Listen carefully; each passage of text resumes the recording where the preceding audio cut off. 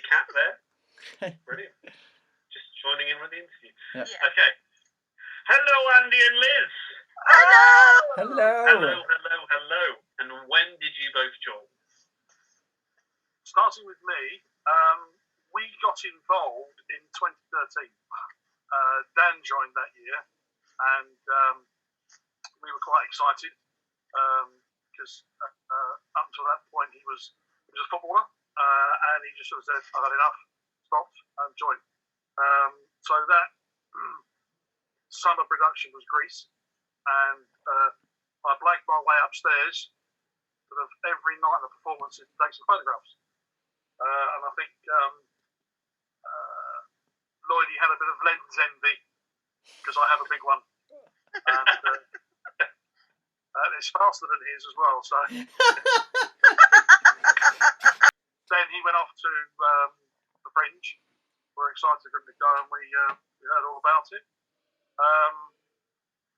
That was when we got involved, sort of unofficially. We sort of helped out with some props. Well, I did for Much to Do with the Spring 2014 show. I got involved when I was helping front of house, so I offered to help with a raffle or something, as I was going to be there anyway because Andy was there. So it was like, oh yes, that would be very helpful, and help front of house and help sell tickets and do all that. And, I had Trish and Frankie come round and say, "Do you want to be head of front of house, look after front of house?"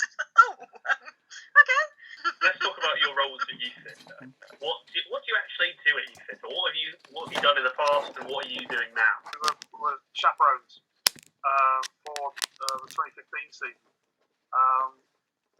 because of the involvement with the National Theatre Connections programme. We travelled off to Norwich to see the show there, and then when we found out we were going to the National, Lloydie phoned me up, who was the chair then, and was very, very excited. Told me we were going. He said that we were definitely on the cards to go along, and we supported the kids. Then went to the Fringe as volunteers and chaperones for the kids for Vision 2015.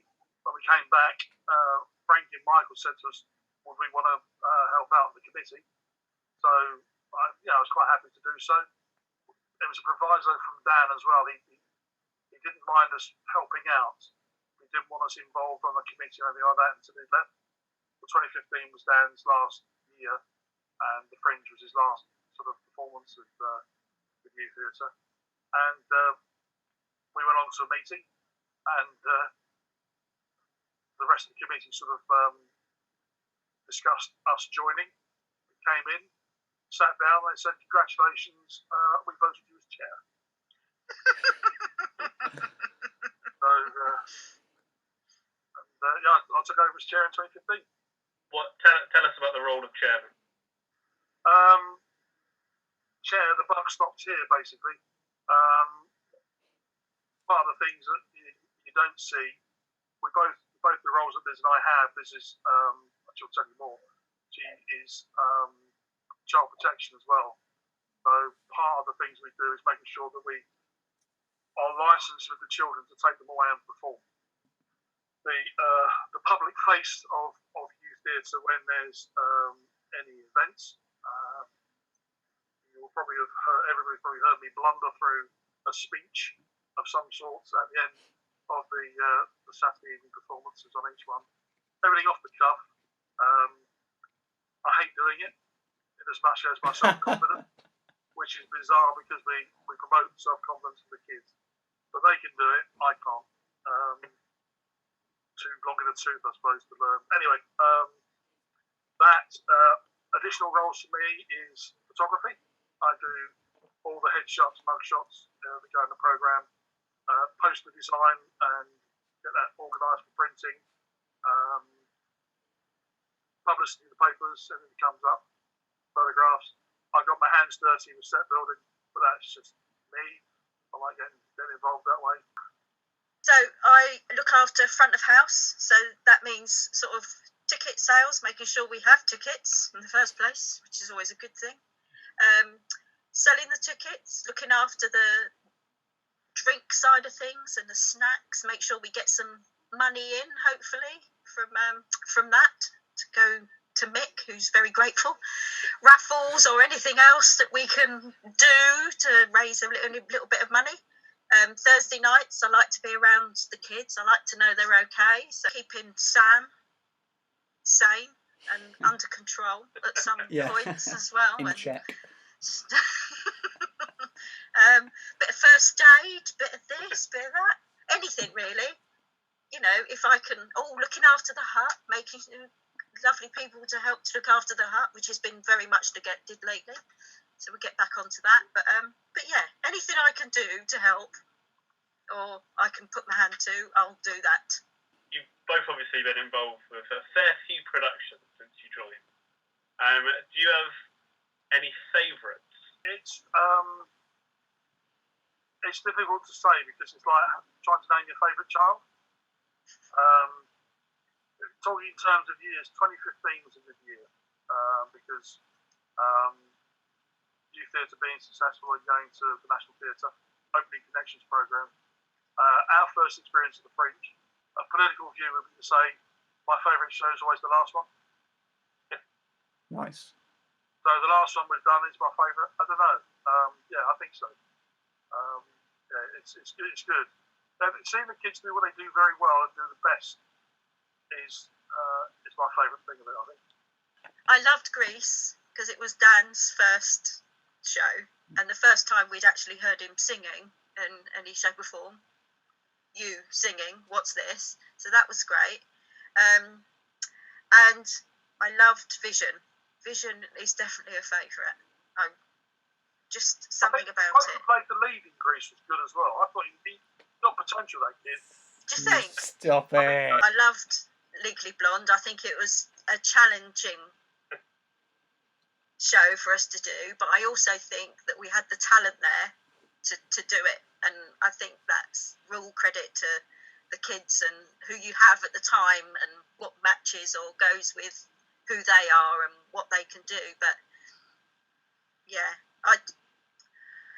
mostly I like the ones that have got a song in them that makes me cry, because most of them do. I can probably say, that's the song I cried to, this one, and this is the song I cried to in that one. But I just love watching the kids. I love watching them grow from that beginning when they first see the script and they're just starting, and then you see that develop and then see them on that stage is amazing. It's awesome. So you both mentioned Vision as obvious. I mean, obviously it was Dan's last performance. You know, he was the bartender. Like, he basically brings the whole show together. And so in that respect, of course, it's a big. It was a big show for your family. But what do you think it is about Vision that, obviously we've done it so many times now in two different kind of time periods. What do you think it is about that show that really, because it does seem to bring youth theatre together, like almost like no other show kind of has done with youth theatre in both times, both in 2008, 2009, and in 2015. What do you think it is? We never saw the 2009 version. Of course, we were there involved with the 2015. I did a bit of set building, but because we had the writers there as well, that worked really well for the kids. But you're right, it seems to gel them together. It does seem as though it's the perfect musical show for a youth theatre. And when you sort of say to somebody, the subject matter is about the French girl, the peasant girl that saw the Virgin Mary, and bless the water, is happy. But it's I think the first, in the opening scene, when the two travellers come in and they're told the story and the way it's put across, the traveller says, this bunch of happy Christians. And it's a Christian story behind it, but it's the fact the songs are fresh, they're funny, they're moving. It just seemed right for the kids. And when we had the little chat the other week with Johnny and Dom, they are very supportive of us and love the fact that we've embraced Vision so well. I just think it's really strange because we're constantly saying what show will bring the punters in because it's got to be a known show or something. No one's ever heard of Vision. If you say to the majority of people they've never heard of it, unless they've been to see it with that we've done it, they've never heard of it. But it does make other people remember it, because when I say to people at school that have been to see it or whatever, they say, I love that one about Bernadette because it was really different. And it's really different. And I, like you say, Andy, I love that story, the way it comes together. It's this group of unlikely people all taking on these characters of these roles of a very, sort of Christian orientated story, but then it isn't that story. That's not actually what it's about. That's in the background, but that's not really what it's about. Andy, let's talk about you working on DNA with Peter. Let's talk about that experience, because obviously for a while you sort of been in the background in a sense. You've been around, but then to get a chance to obviously help out creatively, something a bit different, isn't it? It certainly was, and I was daunted by it, but also reassured because of Peter's experience. I was there on the anticipation of Peter getting, or perhaps getting the shout and say, I'm off to London because I'm Genie in the next Aladdin. I can see him, he's blue tonight, look. Seeing Peter work, seeing the scene, and then having an idea myself and throwing it at Peter, and Peter saying, okay, not dismissing it, but seeing if it works. If it didn't work, we spoke about it, and if drops, there's no egos in it. I mean, there's a couple of things I did suggest, and Peter said, great, I love it, we'll do it. Right, the Chris Band topic, because it's that sort of, it lent itself, that scene, sort of Stan's character sitting there being completely unconcerned, where the love of his life was laying her heart out in front of him and almost dying, trying to kill her in a comedy manner. And I think the casting again, those two kids was fantastic. Sophie and Stan are brilliant together. I mean, I know they're very close outside of youth theatre, but they just work together so well. And seeing that, Peter encouraging it, being very bold in the casting. I could see a couple of the characters being played by one or two people, and Peter sticking to his guns and saying, that's the one I want for that role, and it worked. And I'm glad it did. But it was hard work, but in the end it was well worth it. Because I think it was, say, the last show is my favourite. That was the last show we've done at the moment. So the next show we do will be my favourite because it's the last show we've done. But it was a good experience for me. Whether I want to volunteer to do it again is another matter. I prefer to be doing what I do quietly and get on with it. Building a set. Let's talk about that, because you took it a step further with the things that you needed to do, and you built my set as well.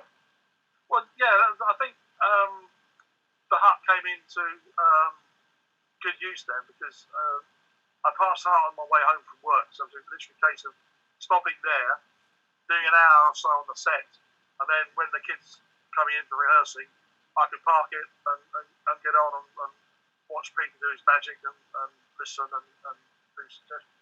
Yeah, it was good fun. I enjoyed doing that. That set was quite a challenge. Could have been better. Could have done a few things about it, which I'd much have had the lights perhaps remotely working. That would have been because the poor old Chloe was there with switches on cue. It's only the green light on, red light on. So smoke and mirrors.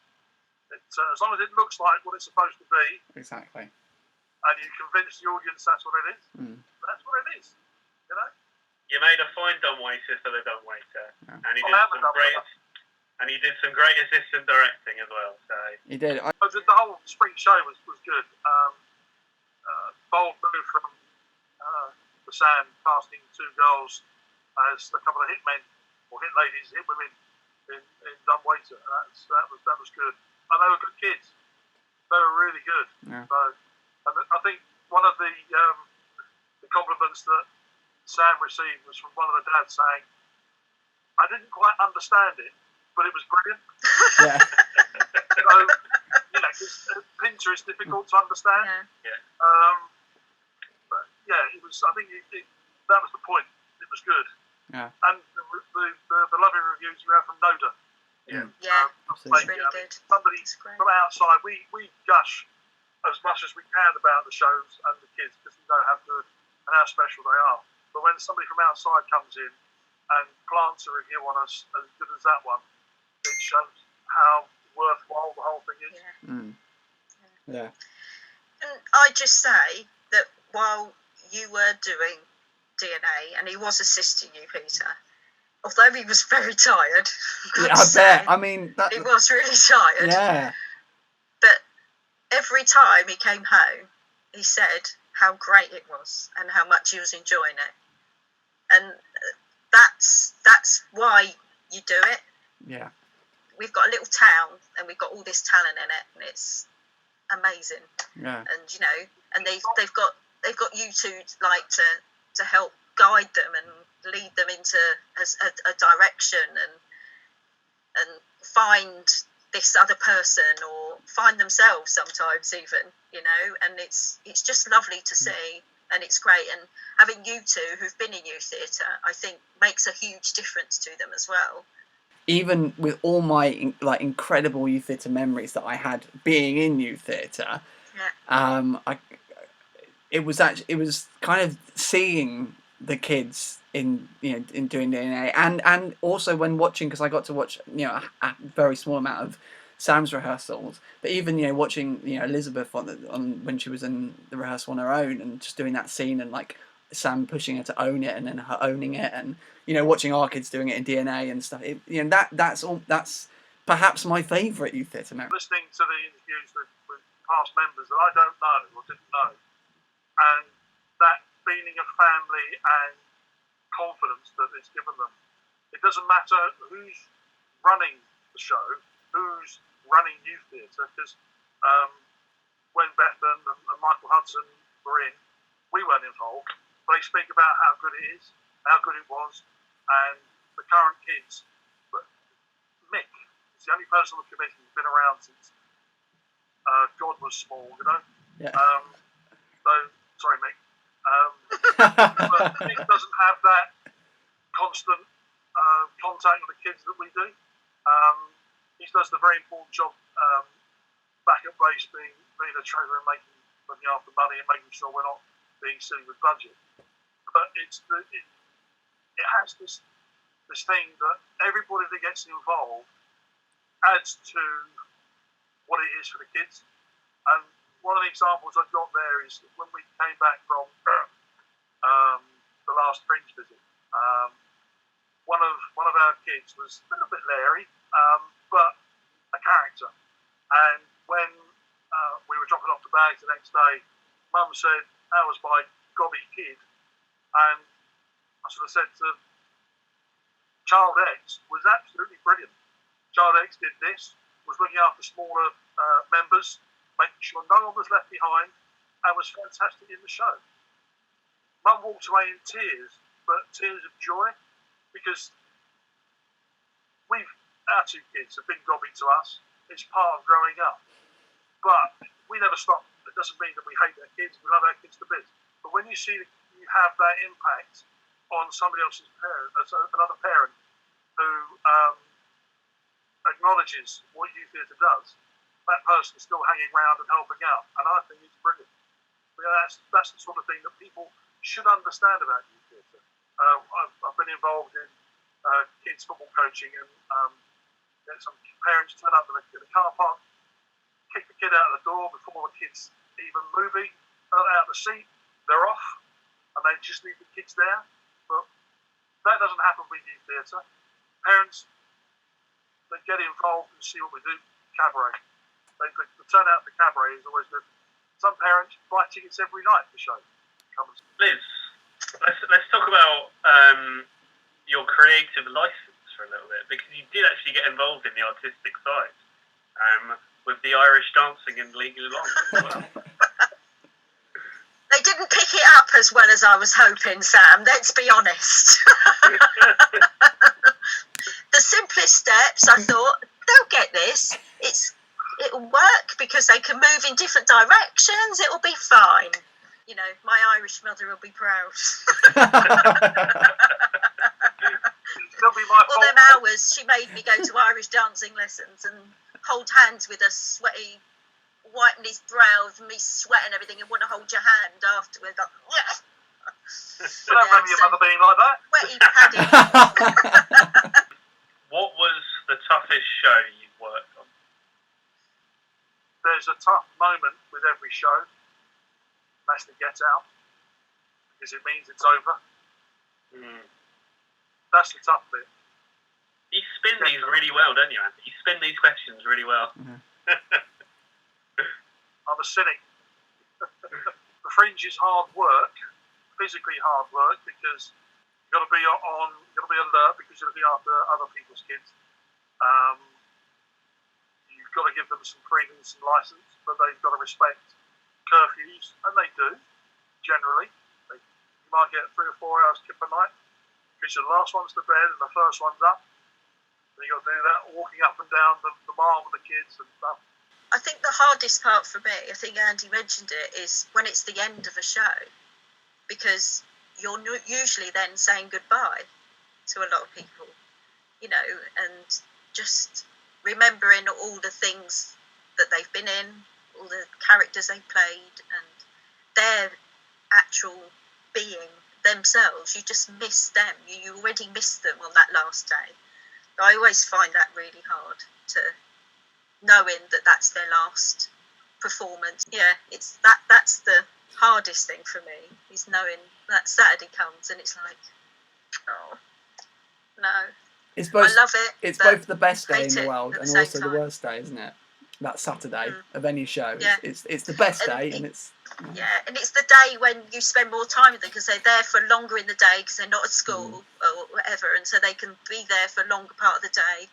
And everyone's milling around and just getting on, or doing a little sing-song, or dancing to something, or learning a dance just on their own, or just hanging out on the chairs. And it's just lovely just to see all the different groups as well, so they're not all the same age, and there's different ones getting together and for different reasons, and you know, sitting in the makeup room or the hair room getting it done, and there's different kids in there, they're playing some music and they're having a good old time and everything else. It's a joy, but then it's really sad, because you know, that thing of there's sometimes that's the last time they're going to perform together, and it's Tell us about your favourite memories. I've got lots of memories, lots of favourite ones. Although I mentioned 2015 being a great year with the trip to the National, certain bit of unbridled pride is when we went to the Fringe in 2017, because we performed, or the kids performed a play that our son had written with his mate Slide Down and Slide, that come up with this thing that related to the kids. The kids enjoyed it so much, but not only did we do that, but the last night there's an impact on the audience, because we got the kids in a semicircle sort of around the audience, keeping them enclosed at the end of the show, and the kids went through all their fears, and it's a case of what goes on at the Fringe stays at the Fringe. Some of the things that were said were very, very personal to the kids, and it had an impact on me, but audience members. And there was I helped a lady out of her seat, and I asked her if she enjoyed it. She was in tears. She said, "That's fantastic." Just the impact of the kids, and that's, again, it's seeing what an impact our kids have on not only their parents, surprising their parents what they can do, but the impact on a complete stranger. And again, when we did, this guy who was performing the same venue as us, and he was doing a show about PTSD, the one-man show, and the story is that whilst he was in a very important, emotional part of the show, all the audience could hear was our warm-up.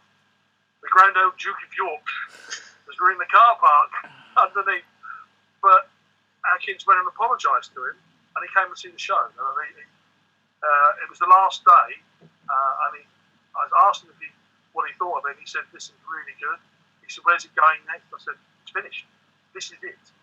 We're on a train home in 2 hours' time, and that's it." He said, "No, I need to sit down with somebody, have a beer, and talk about this, because this played very, very good." And one of the things we do, the kids do at the Fringe, is sing Baby Wants Candy, and the kids, our kids, Dan and Sly and Liam, that lot, made friends with the guys from Baby Wants Candy.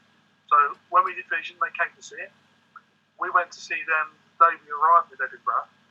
Took out the first 4 or 5 rows of their theatre, and they were just brilliant outside posing pictures. But even they came to see, so I've heard.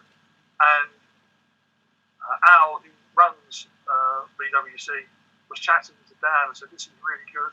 This is sort of story that we need to get out in America for some of the kids." And Dan said, "Yeah, we're still going to get it published." And he didn't know that Dan had written it. And his card came out to Dan straight away. You know, and it's things like that. Yes, it's a parent's pride, but I would have been just as proud if any other of our members, our ex-members, had written a play that our kids had taken to the Fringe and performed with such passion, had such an impact on complete strangers, or even professionals, people who do this for a living, getting an impact and sort of saying how brilliant it was and how it affected them. Andy, a memory I have of you from Fringe 2015 Oh no! is us up until about 2 a.m. Printing off the Daily Graph. trying to come up with actual puns and actual funny jokes, or jokes we find funny that make sense as well. Because I think we took over that. Obviously, it had been something that had been on previously at the few other Fringes there. Taking it over is a big step, and it's a big responsibility at the Fringe that you don't realise. Yes, funny. When you're very tired, trying to think of something funny, not easy. But we did it. We did. Yeah. They were unfunny puns, but they were puns. Every show has its own memories and things that you really feel that, that you remember for a long time.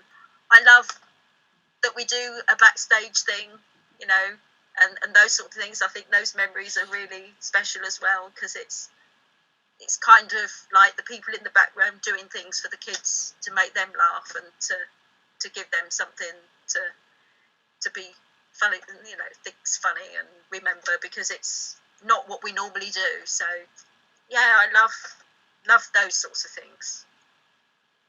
We had Joe Dry in the car, and we were on our way to McDonald's in Huntingdon, and we were doing Bohemian Rhapsody. It was awesome. It was the best. I'm going to add to that, in Dan's famous 35-minute leaving speech, he made reference to the fact that after one of the performances, probably on Vision, that we drove to McDonald's, and I'm not the world's greatest singer, I don't, but Dan was sort of saying that how he sat in the back and there was me and Joe singing along to Meatloaf songs on the way to McDonald's, and he was, I don't know if he was jealous or proud of the fact that I was bonding with his mate, or the fact that I was singing. Probably that embarrassed him. So yeah, that's a memory. We've done it when waking up in the morning, show week, and there's not only your daughter in the house, but her friend who's helped out with makeup, sprawled out asleep on the sofa or whatever, and it's just making breakfast for them, or running around making sure whole ready for that nice performance. It's busy. It's a lovely time for us. We really enjoy show week for that reason. Any advice for any potential volunteers? Do it. Just get involved. You'll love it. The rewards for all the hard work. Yeah.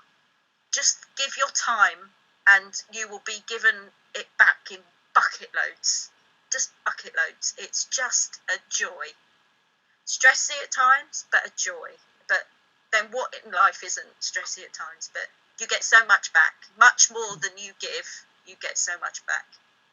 And The kids are awesome, so just do it.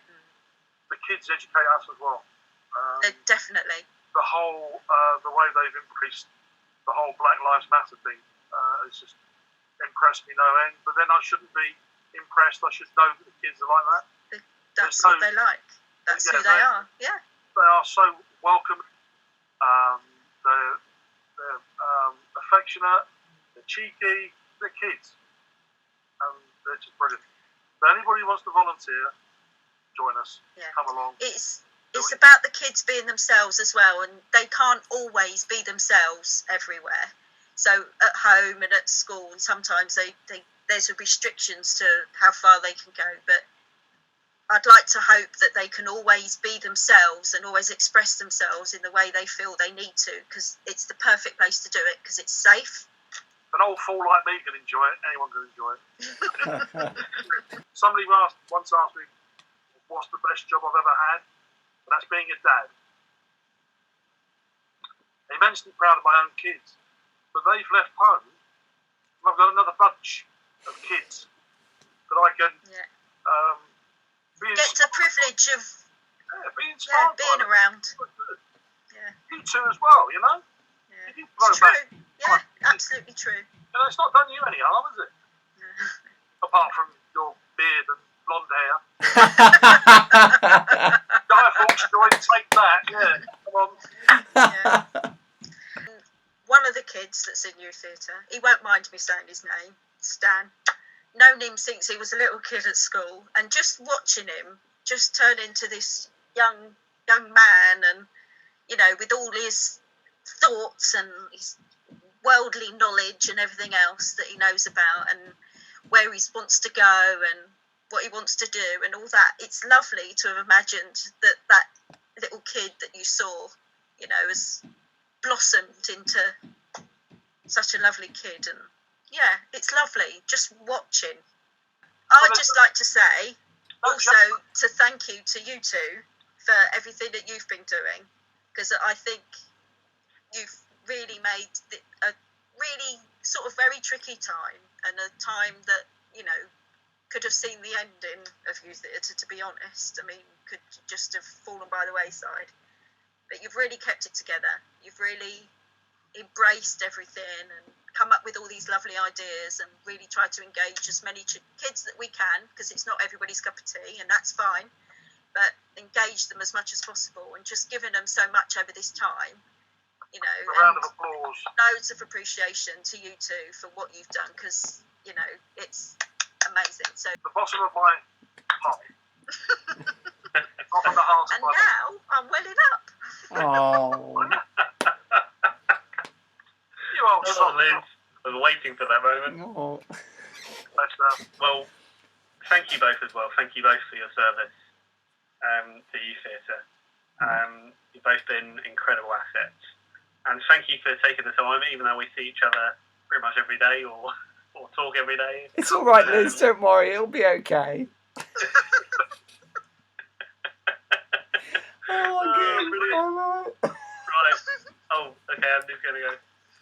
oh. No, we need to. Oh, there. Lovely stuff. If that doesn't get everyone else's tears going, I don't know what will. It's making me well up. Right. Thank you both so much. And we'll see you very soon. Guys, Thank you. Thank you so much. Love you. Love you lots. Love you,